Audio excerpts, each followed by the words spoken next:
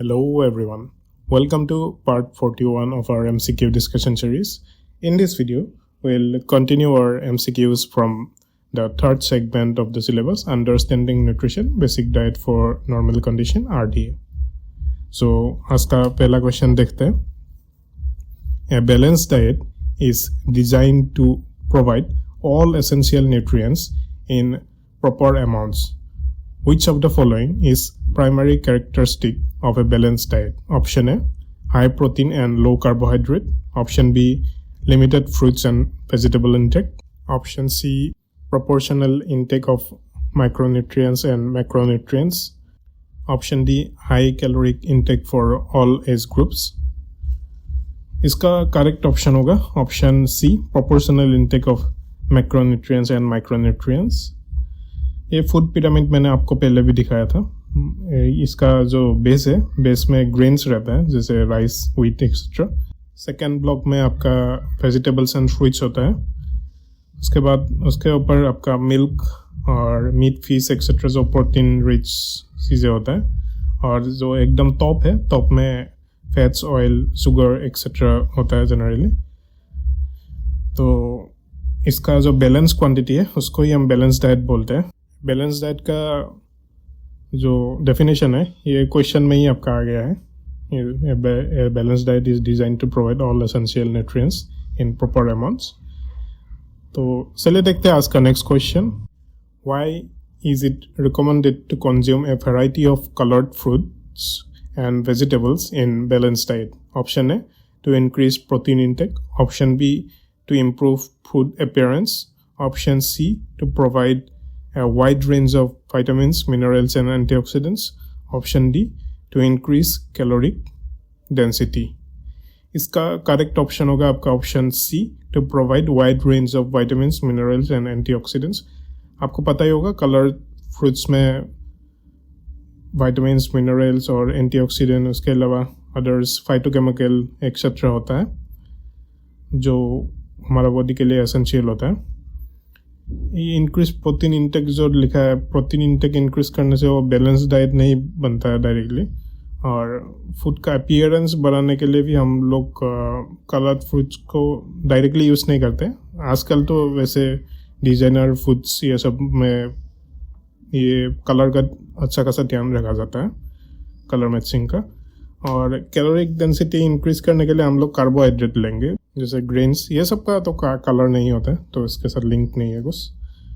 आप यहाँ पे देख सकते हैं वाइट कलर का जो चीज़ है इसमें एंथ्रोजेनेटिन होता है. एंथ्रोजेनेटिन गार्लिक, मशरूम ये सब में मिलता है हमें. ये सेल डैमेज को प्रिवेंट करता है और इन्फ्लेमेशन को रिड्यूस करता है और हार्ट डिजीज से भी हमें प्रिवेंट करता है. जो रेड कलर है, रेड कलर लाइकोपेन को जनरली रिप्रेजेंट करता है. लाइकोपेन हमें टोमेटो, वाटरमेलन, ग्रेप्स एक्सेट्रा में मिलता है. ये भी सेल डैमेज को प्रिवेंट करता है और ये सर्टेन कैंसर्स से भी हमें प्रोटेक्ट कर सकता है और हार्ट डिजीज से भी प्रोटेक्ट करता है. जो येलो और ऑरेंज कलर है ये कैरोटीनॉइड्स को रिप्रेजेंट करता है. कैरोटीनॉइड्स हमें bell pepper, sweet potato, carrots etcetera में मिलता है और ये हार्मोन प्रोडक्शन को बेनिफिट करता है और आई हेल्थ को भी प्रमोट करता है और हार्ट डिजीज से भी प्रोटेक्ट करता है. ग्रीन कलर जो है, ग्रीन कलर क्लोरोफिल को रिप्रेजेंट करता है. क्लोरोफिल हमें ब्रोकली, ब्रसेल्स स्प्राउट्स, आपका स्पिनच एक्सेट्रा में मिलता है. ये हमें कोलन कैंसर एक्सेट्रा से प्रोटेक्ट करता है और आउन हीलिंग में भी इम्पोर्टेंट रोल प्ले करता है और एनर्जी लेवल भी इंक्रीज करवाता है. और जो ब्लू और पर्पल कलर का चीज़ें है, फ्रूट्स है या वेजिटेबल्स है, इसमें एंथ्रोसाइनिन होता है. एंथ्रोसाइनिन हमें ब्लूबेरीज, बीट्स, एग प्लांट ये सब में मिलता है. ये भी सर्टेन टाइप्स ऑफ कैंसर से हमें प्रोटेक्ट करता है, इन्फ्लेमेशन रिड्यूस करता है और कोलेस्ट्रॉल लेवल को भी डिक्रीज करवाता है. तो चलिए आज का नेक्स्ट क्वेश्चन देखते हैं. According to ICMR, how should fats be included in balance diet to optimize heart health? Option A, rely on saturated fat as the main source. Option B, emphasize monounsaturated and polyunsaturated fats, PUFA and MUFA. Option C, avoid all fat entirely. Option D, use trans fat in small amounts. इसका correct option होगा आपका option B, emphasize on monounsaturated and polyunsaturated fats. Monounsaturated and polyunsaturated fats हमें generally fish, nuts, seeds ये सब में मिलता है, और ऑलिव ऑयल ये सब में भी मोनो अनसैचुरेटेड फैटी एसिड और पॉली अनसैचुरेटेड फैटी एसिड्स होता है। बाकी सैचुरेटेड फैट हमारे हेल्थ के लिए बेनिफिशियल नहीं है, ये एलडीएल लेवल को इंक्रीज करवाता है, और फैट को टोटली अवॉइड करने से भी कुछ इशू हो सकता है। फैट भी हमारा बॉडी में एडिक्वेट क्वांटिटी में चाहिए होता है, क्योंकि कोलेस्ट्रॉल का तो सिग्निफिकेंट फंक्शन होता है सेलुलर मेटाबॉलिज्म ये सब में। और ट्रांस फैट तो हमारा बॉडी के लिए बहुत ही खतरनाक है, इसको लेना ही नहीं चाहिए। यहाँ पे गुड फैट्स और बैड फैट्स मैंने मेंशन किया है। गुड फैट्स मतलब जो जिसमें एलडीएल का अमाउंट ज़्यादा होता है, और बैड फैट्स मतलब जिसमें trans fat, saturated fat etcetera होता है। तो butter, avocados, peanut butter, avocados, soy milk, tofu, olive oils, fatty fish etcetera में गुड फैट्स होता है। बाकी hydrogenated vegetable oil, fried foods etcetera में बैड फैट्स होता है। तो चलिए देखते हैं आज का हमारा next question. During lactation the requirement of water intake increases. What is the approximate daily fluid intake recommended for lactating women to support milk production? Option है 2 litre, option B 2.5 litre, option C 3 litre, option D 3.5 litre. इसका correct option होगा आपका option C 3 litre. Lactation के during हमें 3 litre जितना पानी generally चाहिए होता है। वाटर इनटेक का क्वेश्चन हमने पहले भी देखा था लास्ट सेगमेंट में। ये जो सेगमेंट्स है ये सारा सेगमेंट्स इंटीग्रेटेड है एक्चुअली, कुछ सेगमेंट के अलावा। जैसे हमारा फर्स्ट सेगमेंट था वो थोड़ा अलग था, और जो रिसर्च मेथड बायोस्टैटिक्स आएगा या फिर ऐसा कुछ 1-2 सेक्शन है जो थोड़ा अलग है। उसके अलावा मैक्सिमम सेक्शन जो है आपका, जो इवन एडवांस न्यूट्रिशन है जो नेक्स्ट आएगा, वो तो आपका पूरा डायटिक्स का जितना यहाँ पे सिलेबस में मेंशन था सब कुछ कवर कर लेता है एडवांस न्यूट्रिशन ही। तो आपको ये थोड़ा ओवरलैपिंग जैसा लगेगा। ऐसे मैंने जब प्रिपरेशन किया था तो मैंने ऐसे सिलेबस को डायरेक्ट सेग्रीमेंट करके पढ़ा नहीं था, मैंने जस्ट प्रीवियस ईयर क्वेश्चन को उठाया था और उसका जो बैकग्राउंड एनालिसिस है वही किया था।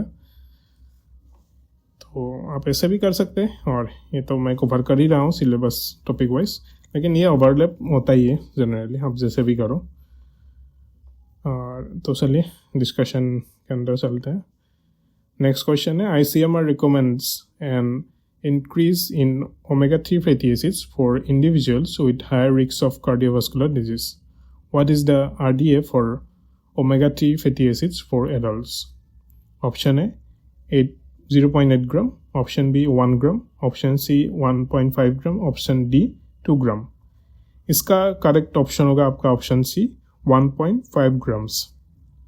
ओमेगा-3 फैटी एसिड जो है ये हमें जनरली 1.6 ग्राम मेल को चाहिए होता है, और फीमेल के लिए 1.1 ग्राम जैसा चाहिए होता है। बाकी यहाँ पे तो ऑप्शंस 1.1 ग्राम दिया नहीं था, तो 1.6 1.5 ऐसा कुछ मेल के लिए चाहिए होता है, तो ये 1.5 का ऑप्शन ही करेक्ट होगा। जो 0 to 12 मंथ्स का बेबी है उनको 0.5 ग्राम जैसा ओमेगा-3 फैटी एसिड चाहिए होता है for proper growth and development. 1 to 3 years के बीच में 0.7, 4 to 8 ईयर्स के बीच में 0.8 0.9 जैसा चाहिए होता है, और एडोलेसेंट एज में आपका मेल को 1.2 और फीमेल को 1 ग्राम जैसा चाहिए होता है पर डे। और प्रेगनेंसी और लैक्टेशन के ड्यूरिंग ये बढ़ता है थोड़ा, वुमेन का जनरली 1.1 होता है, और प्रेगनेंसी के ड्यूरिंग ये 1.4 और लैक्टेशन के ड्यूरिंग ये 1.3 ग्राम जैसे चाहिए होता है per day. Omega three fatty acid का सोर्स तो आपको पता ही होगा, olive oil, canola oil etcetera. तो चलिए देखते हैं हमारा आज का next question. What is the upper limit for sodium intake per day for adult according to ICMR guidelines to prevent hypertension and related cardiovascular diseases? Option A 1500 milligram per day, option B 2000 milligram per day, option C 2300 milligram, option D 2500 milligram per day. इसका correct option होगा आपका option B 2300 milligram per day. ये जो यहाँ पे chart दिया है ये आरडीए पुराना है, लेकिन ये टॉलरेबल लिमिट सेम ही रखा है अभी भी। मैंगनीज का टॉलरेबल लिमिट आपका 11 mg होता है। पोटेशियम का ऐसा कुछ खास टॉलरेबल लिमिट नहीं होता है, क्योंकि आपको पता होगा सोडियम पोटेशियम पंप के बारे में, और पोटेशियम को किडनी भी बहुत ही एफिशिएंटली एक्सक्रीट कर देता है, अनलाइक सोडियम भी किडनी अच्छे से एक्सक्रीट करता है, लेकिन पोटेशियम बहुत ही अच्छे से एक्सक्रीट हो पाता है। और जिंक का जो टॉलरेबल लिमिट है ये 40 mg है। मैग्नीशियम का आपका 400 mg, और कैल्शियम का 2500 mg, और आयरन का 45 mg। बाकी आर्सेनिक तो हमें सही ही नहीं होता है बॉडी में ऐसे नॉर्मली। निकेल आपका 1 mg, और कॉपर 10,000 माइक्रोग्राम आपका टॉलरेबल लिमिट है। सेलेनियम का 400 माइक्रोग्राम टॉलरेबल लिमिट है। ये रिकमेंडेड इनटेक वहाँ पे जो था वो पुराना था, ये अपडेटेड है, मैंने यहाँ पे ये भी इंक्लूड किया है। फॉस्फोरस का आपका आरडीए 1000 mg पर डे होता है। सोडियम का आरडीए 2000 mg पर डे है अभी का, जो 2020 का आरडीए चार्ट है उसके अकॉर्डिंग। पोटेशियम का 3500 mg पर डे होता है। कॉपर का 2 mg पर डे होता है, और मैंगनीज का 4 mg पर डे होता है। क्रोमियम का 50 माइक्रोग्राम पर डे होता है, और सेलेनियम का 40 माइक्रोग्राम पर डे होता है। तो आरडीए चार्ट के अलावा आप इसको भी याद रखिएगा। और टॉलरेबल लिमिट का भी एक चार्ट है, वो भी मैं डाल दूंगा, नेक्स्ट सेशन में डालूंगा, नहीं तो टेलीग्राम चैनल में डाल दूंगा, आप देख लीजिएगा उसको भी। तो नेक्स्ट क्वेश्चन देखते हैं। ICMR advises a specific RDA for niacin for adult male due to its role on energy production. What is the RDA for niacin in mg for an adult male? Option A 10 mg, option B 12 mg, option C 14 mg, option D 20 mg। इसका correct option होगा आपका 14 mg। बाकी niacin का role हमने पहले भी बहुत बार देखा है, ये ATP प्रोडक्शन और सेलुलर मेटाबॉलिज्म में इम्पोर्टेंट रोल प्ले करता है। आप नियासिन का आरडीए चार्ट यहाँ पे देख सकते हैं। मेल के लिए नियासिन 14 mg पर डे सही होता है सेडेंटरी मेल के लिए, और एक्टिव और एवी स्पोर्ट्स पर्सन ये सब के लिए 23 mg पर डे सही होता है नियासिन। और आपका फीमेल के लिए ये सेडेंटरी फीमेल के लिए 11 आपका mg सही होता है पर डे, और प्रेगनेंसी में ये 2.5 mg एक्स्ट्रा सही होता है, और लैक्टेशन में भी ये आपका 5 mg एक्स्ट्रा सही होता है। मतलब टोटल आपका जो रिकमेंडेड आरडी है उसके ऊपर आपका 5 mg सही होता है एक्स्ट्रा। और आप यहाँ पे इन्फेंट और चिल्ड्रन का भी देख सकते हैं, एडोलेसेंट का भी देख सकते हैं। एडोलेसेंट बॉय में नियासिन 22 mg सही होता है, इसको भी आप याद रख सकते हैं, ये थोड़ा अलग वैल्यू है। तो चलिए नेक्स्ट क्वेश्चन देखते हैं। Which nutrients RDA for lactating women is significantly higher than pregnant women due to its essential role in milk production and immune health? Option A vitamin A, option B vitamin C, option C vitamin E, option D folate। इसका correct option होगा आपका option A vitamin A. Vitamin A lactating women को ज़्यादा सही होता है than pregnant women. Lactating women को ये 950 माइक्रोग्राम पर डे सही होता है, और प्रेग्नेंट वुमेन को ये 900 माइक्रोग्राम पर डे सही होता है to support infant health also. आप यहाँ पे ये विटामिन ए का आरडीए देख सकते हैं। मेल के लिए विटामिन ए का आरडीए है 1000 माइक्रोग्राम पर डे, वुमेन के लिए ये 840 माइक्रोग्राम पर डे होता है। प्रेगनेंसी के ड्यूरिंग या 900, और लैक्टेशन के ड्यूरिंग या 950 माइक्रोग्राम पर डे सही होता है। एडोलेसेंट बॉय के लिए भी ये 1000 mg है, और एडोलेसेंट गर्ल के लिए 860 mg है। तो आप ये 840 और 860 ये दोनों ध्यान रख सकते हैं। बाकी इन्फेंट चिल्ड्रन बॉयज़ इसको भी एक बार देख लीजिएगा, इसका क्वेश्चन आने के चांसेस ऐसे कम ही रहता है। तो चलिए देखते हैं हमारा आज का next question. ICMR suggest a daily intake of nuts and seed as a part of balanced diet. What is the recommended portion size of nut and seeds per day? Option A 10 to 15 gram, option B 20 to 25 gram, option C 30 to 35 gram, option D 40 to 50 gram. इसका correct option होगा आपका option B 20 to 25 ग्राम. तो अभी यहाँ पे ये chart देख सकते हैं. Minimum level of total fat हमेशा ये होता है एडल्ट मेल के लिए 20% ऑफ टोटल एनर्जी, और वुमेन के लिए भी ये 20% ही है. इन्फेंट्स के लिए थोड़ा ज़्यादा है, 40 to 60% हमेशा ये होता है, क्योंकि ह्यूमन मिल्क में आपका 40 to 60% फैट कंटेंट होता है. ह्यूमन मिल्क का क्वेश्चन भी आएगा आपका एडवांस न्यूट्रिशन में. और बाकी एडोलेसेंस के लिए ये 25% ऑफ टोटल एनर्जी सही होता है. तो आप इसको याद रख सकते हैं. तो चलिए देखते हैं हमारा आज का नेक्स्ट क्वेश्चन.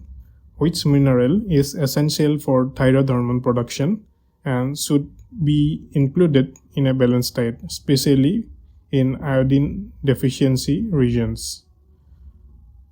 ये तो क्वेश्चन में ही आंसर हो ही गया आपका.